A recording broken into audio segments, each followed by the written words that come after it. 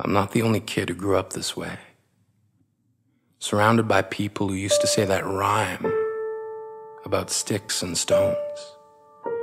As if broken bones hurt more than the names we got called, and we got called them all. So we grew up believing no one would ever fall in love with us.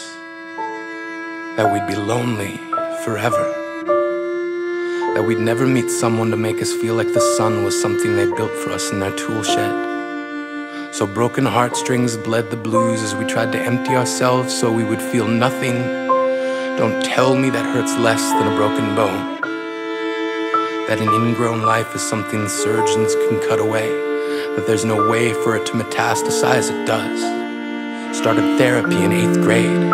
Had a personality made up of tests and pills. Lived like the uphills were mountains and the downhills were cliffs. 4/5 suicidal, a tidal wave of antidepressants, and an adolescence being called pauper. 1 part because of the pills, 99 parts because of the cruelty. We were freaks. Law tried to kill himself in grade 10 when a kid who could still go home to mom and dad had the audacity to tell him, get over it.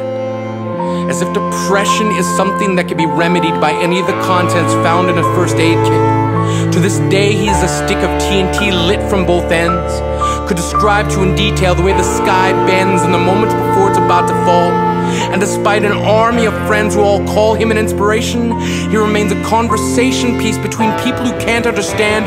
Sometimes being drug-free has less to do with addiction and more to do with sanity.